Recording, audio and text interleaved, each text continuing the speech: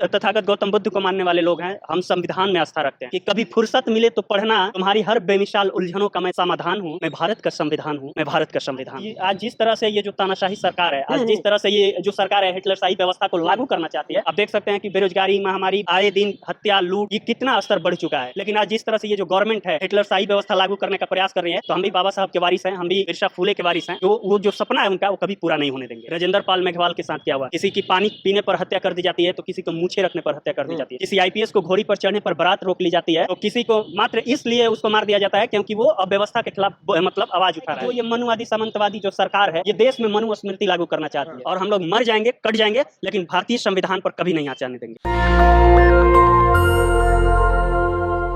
नमस्कार, आप देख रहे हैं नेशनल दस्तक और मैं हूं आपके साथ अमन। कुंभ का मेला चल रहा है, लेकिन बिहार में पॉलिटिक्स जो सरगर्मी है वो तेज हो चुकी है। नेता प्रतिपक्ष तेजस्वी यादव का कहना है कि देश अब गुलामी की ओर जा रहा है। वहीं अगर हम बात कर ले कुंभ मेला को लेकर, नगीना से सांसद चंद्रशेखर आजाद रावण ने कहा है कि जो लोग वहां जाते हैं वो पाप करके जाते हैं। हमारे साथ बात करने के लिए सोशल एक्टिविस्ट है मंजीत है, पटना विश्वविद्यालय के छात्र हैं। कैसे देख रहे हैं मंजीत? देखिए, सबसे पहले हमें ये समझना होगा कि आस्था क्या होता है। और भारतीय संविधान सबको आज़ादी देता है, जिसको जिसमें आस्था है वो वहाँ पर अपना आस्था के साथ वो जा सकता है। लेकिन चंद्रशेखर आजाद जी से जबरदस्ती पूछा गया कि आप जाइएगा या नहीं, उस पर आप क्या टीका टिप्पणी करना चाहते हैं? तो देखिए, हम उस कौम के वारिस हैं, हम उस महापुरुषों के वंशज हैं जिसमें संत शिरोमणि गुरु रविदास पैदा हुए हैं, जिसमें तथागत गौतम बुद्ध पैदा हुए हैं, गुरु गोविंद सिंह पैदा हुए हैं, महावीर पैदा हुए हैं। और देखिए, सबसे फेमस एक कथन है संत शिरोमणि गुरु रविदास जी महाराज का।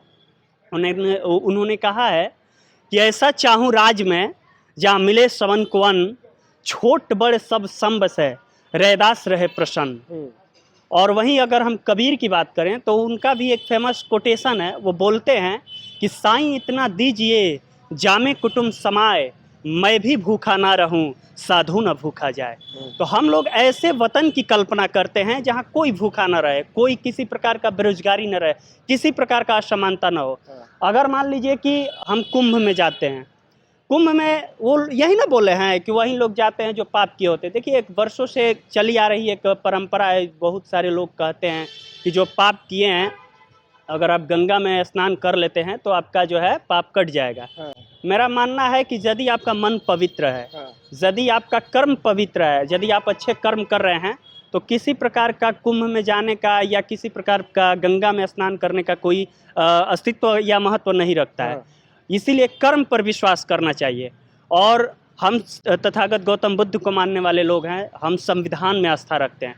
और जब हम संविधान में जब आस्था रखते हैं तो बड़ा ही एक बाबा साहब का एक फेमस कथन है। उन्होंने जब संविधान लिखा तो संविधान लिखने वालों ने कहा कि कभी फुर्सत मिले तो पढ़ना, तुम्हारी हर बेमिसाल उलझनों का मैं समाधान हूँ, मैं भारत का संविधान हूँ, मैं भारत का संविधान हूँ। तो हम लोग संविधान को मानने वाले लोग हैं और संविधान में आस्था रखने वाले लोग हैं। तो हमें जाहिर सी ये कहना चाहते हैं कि जो संविधान हमें फंडामेंटल राइट्स प्रदान करता है, जो संविधान हमें फंडामेंटल ड्यूटीज प्रदान करता है, उस फंडामेंटल राइट्स का जो आज गवर्नमेंट जिस प्रकार से हनन कर रही है, आप देख सकते हैं कि बेरोजगारी चरम सीमा पे है। आप देख सकते हैं कि महामारी किस तरह से अपना वर्चस्व बढ़ाई जा रही है।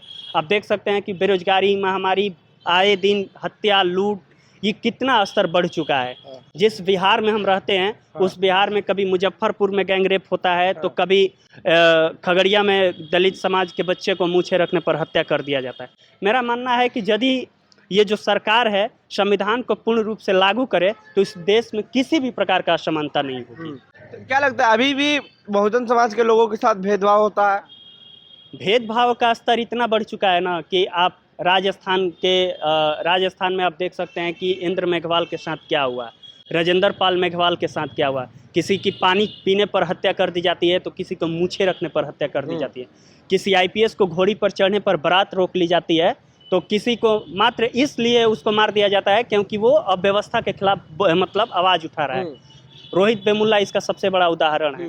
तो देखिए, आज जिस तरह से ये जो तानाशाही सरकार है, आज जिस तरह से ये जो सरकार है हिटलरशाही व्यवस्था को लागू करना चाहती है, तो हम भी संविधान को मानने वाले लोग हैं। और संविधान रचने वालों ने जब बाबा साहब संविधान लिख रहे थे तो किसी ने क्या खूब कहा कि हिंदू मुस्लिम सिख ईसाई सबको समान लिखा है, मिटा के जाति धर्म का भेद बाबा साहब ने संविधान लिखा है। तो संविधान लिखने वालों ने कभी इस देश में नहीं चाहा कि इस देश में जाति की खाई पनपे। संविधान लिखने वालों ने कभी नहीं चाहा कि इस देश में बेरोजगारी हो। वो सबकी समानता की बात की है। वो सबको चाहते हैं कि ये मुल्क जो है खुशहाली से जिए, सबको चाहते हैं कि समान अधिकार हो। लेकिन आज जिस तरह से ये जो गवर्नमेंट है हिटलरशाही व्यवस्था लागू करने का प्रयास कर रही है, तो हम भी बाबा साहब के वारिस हैं, हम भी बिरसा फुले के वारिस हैं। वो जो सपना है उनका वो कभी पूरा नहीं होने देंगे। तो कौन ये तानाशाही सरकार है और हिटलर की सरकार? पूर्ण रूप से कहें तो बीजेपी सरकार है जो केंद्र में है। जी, केंद्र आप कह सकते हैं हम ऐसे कह सकते हैं कि आप देखिए ना, इंद्र मेघवाल की हत्या क्यों कर दी गई। हाँ। आप देख सकते हैं कि राजेंद्र पाल मेघवाल की हत्या क्यों कर दी गई। हाथरस में जो हाथरस की बेटी के साथ जो हुआ, वहाँ किसकी सरकार है जी। बिहार में आज जिस तरह से खगड़िया का मैटर हो, मुजफ्फरपुर का मैटर हो, नालंदा का मैटर हो, बक्सर का मैटर हो, हाँ। या अदर कोई भी स्टेट कोई भी डिस्ट्रिक्ट उठा लीजिए, हाँ। ऐसा कोई भी दिन नहीं है ऐसा, मतलब कि जहाँ पर किसी भी जिला में अत्याचार नहीं होता है। हाँ। तो ये पूर्ण रूप से ये दर्शाता है कि जो ये मनुवादी सामंतवादी जो सरकार है, ये देश में मनु स्मृति लागू करना चाहती है। तो हम भी बाबा साहब के वारिस हैं। मनु स्मृति वो तो 25 दिसंबर 1927 को जलाने का काम किए थे, तो वो तो एक बार जलाएं, लेकिन हम जब तक जिंदा रहेंगे तब तक उस मनु स्मृति का खंडन करते रहेंगे। आरएसएस के जो प्रमुख हैं मोहन भागवत, उनका कहना है कि हमें आज़ादी उस वक्त मिली जब राम मंदिर का प्राण प्रतिष्ठा हुआ। देखिए सर, हम उस मुल्क में रहते हैं जहाँ हमें कहने में यह थोड़ा सा भी गुरेज नहीं है कि ऐसा मुझे कहने में ये थोड़ा सा भी गुरेज नहीं है कि मोहन भागवत जो कहते हैं उस पर खरा उतरते नहीं है। उन्होंने जब SC ST जो रिजर्वेशन हटाया जा रहा था तो कहा कि नहीं हटना चाहिए, क्योंकि सदियों से शोषण में। हम कहते हैं कि इस देश में जो रिजर्वेशन का व्यवस्था है वो क्यों कायम है? जाति की वजह से कायम है। जहाँ हमारे महापुरुष कहते हैं कि जात जात में जात है जो के तन के पात, रैदास मानुष ना जुड़ सके जब तक जात न जात। हमारा मानना है कि भारतीय संविधान में जाति का जिक्र नहीं है, तो इस भारत सरकार को जाति प्रमाण पत्र जो बनवाती है उस जाति प्रमाण पत्र को ही मतलब बंद करवा देना चाहिए। ना रहेगी बांस ना बजेगी बांसुरी। फिर आप लोग को रिजर्वेशन नहीं मिलेगा। रिजर्वेशन का जो पॉलिसी है वो छुआछूत को लेकर है, वो भेदभाव को लेकर है। तो जब देश में जाति नहीं रहेगी तो भेदभाव नहीं होगा। मोहन भागवत क्यों ऐसा बोल रहे हैं कि हमें आज़ादी उस वक्त नहीं मिली? देखिए, आज़ादी हमें तो कहा जाता है कि 15 अगस्त 1947 को ही मिल गई थी। लेकिन अगर आज के दौर में हम देखें तो जब आज़ादी मिल ही जाती है तो आज इतना सारे लोग हैं। हम लोग यहाँ डॉक्टर अंबेडकर कल्याण छात्रावास में खड़े हैं। आप बताइए कि जब आज़ादी सबको मिल गई होती तो हमें इस प्रकार की व्यवस्था देने की सरकार को क्यों जरूरत थी? कहीं ना कहीं हम दबे कुचले लोग हैं।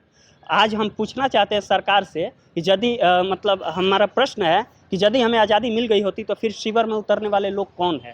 यदि हमें आज़ादी मिल गई होती तो फिर वो ओवरब्रिज के नीचे सोने वाले वो लोग कौन है? और यदि हमारी आज़ादी मिल गई होती तो भीख मांगने वाले लोग कौन है?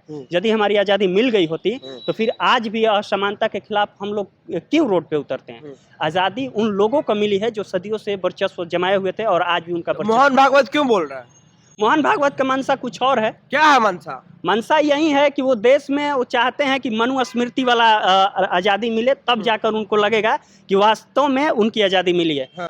जो देश 15 अगस्त 1947 में आज़ाद हुआ, जिसके पहले चंद्रशेखर आज़ाद जैसे लोग, भगत सिंह जैसे लोग, महात्मा गांधी, बाबा साहब अम्बेडकर जैसे लोग अपनी कुर्बानी दिए, वैसी आज़ादी उनको पसंद नहीं है। उन्हें आज़ादी वो पसंद है जो आज़ादी से पहले जो इस देश में दस्तावेज लागू था, जिसे हम लोग मनु स्मृति के नाम से जानते हैं। वो मनु स्मृति का राज लाना चाहते हैं, वही आज़ादी वो चाहते हैं, इसलिए इस आज़ादी का वो खंडन करते हैं। तो ऐसा हो सकता है? कभी नहीं होगा। जब तक बाबा साहब के वारिस जिंदा हैं तब तक कभी नहीं होगा, और हम लोग मर जाएंगे, कट जाएंगे, लेकिन भारतीय संविधान पर कभी नहीं आँच आने देंगे।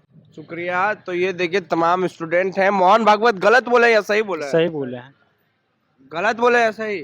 गलत बोले हैं। क्या नाम हुआ? रामराज कुमार। मोहन भागवत गलत बोले या सही? गलत बोले। गलत बोले हैं। गलत बोले। हाँ, माफी मांगनी चाहिए उनको। हाँ, मांगनी चाहिए। मांगनी चाहिए। आपका क्या नाम हुआ? मेरा नाम रोहित कुमार है। तेजस्वी यादव बोले कि देश अब गुलामी की ओर जा रहा है। देखिए बताते हैं। हमारा राजनीतिक पहलू जो है ना, उसमें हम कमेंट नहीं करना चाहेंगे, क्या है कि सबका अलग अलग स्टेटमेंट है।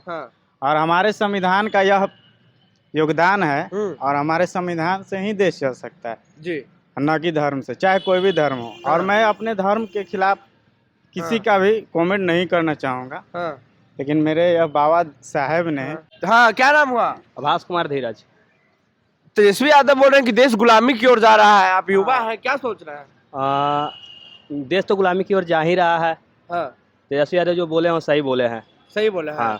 अब मोहन भागवत बोले हैं कि हमें आज़ादी उस वक्त नहीं मिला था जिस वक्त देश आज़ाद हुआ था, हमें आज़ादी जब राम मंदिर का प्राण प्रतिष्ठा हो गया उस वक्त मिला था। नहीं, ऐसा कोई बात नहीं है, वो गलत बोले हैं। हाँ। इस पे कार्रवाई होना चाहिए। हाँ। देश आज़ाद तो मतलब अभी नहीं हुआ, राम मंदिर से देश आज़ाद थोड़े हुआ है। हाँ। संविधान हम लोग का बना, संविधान से हम लोग का सब मतलब चलता है।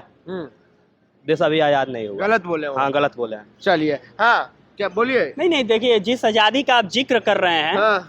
वो आज़ादी हम तो पहले ही बोले कि मोहन भागवत को मनुस्मृति वाला आज़ादी चाहिए। हाँ। और ये आज़ादी संविधान वाली आज़ादी हाँ। है। लेकिन पूर्ण रूप से तो संविधान लागू हुआ नहीं है। हाँ। उन्हें लगता है कि मनुस्मृति लागू करके इस देश में हम अपना हुकूमत चलाएंगे, अपना वर्चस्व बढ़ाएंगे, अपनी सरकार चलाएंगे। हाँ। देखिए, आज जो भी लोग, हाँ। खासकर जो बहुजन समाज के जो लोग हैं, जो भी लोग भाजपा में शामिल हैं, आरएसएस में शामिल हैं, उन लोगों से हम यही गुजारिश करेंगे कि यदि आज भी आप अपने कौम के लिए मेहनत नहीं किए, आप अपने कौम के लिए संघर्ष नहीं किए, तो आने वाली नस्लें आपसे यह सवाल करेगी कि जब भारत पेट्रोलियम बेचा जा रहा था, नगर निगम ध्वस्त किया जा रहा था, रेलवे प्राइवेटाइजेशन किया जा रहा था, जब हमारी विरासतों को जमींदोज किया जा रहा था, जब संविधान की तख्तियां जलाई जा रही थी, जब हमारे बुजुर्गों की पगड़ियां उजाड़ी जा रहे थे, तब आप क्या कर रहे थे? आप क्या कर रहे थे जब आपके ही सामने आपके बने बनाए छत एवं सीढ़ियाँ तोड़ी जा रही थी?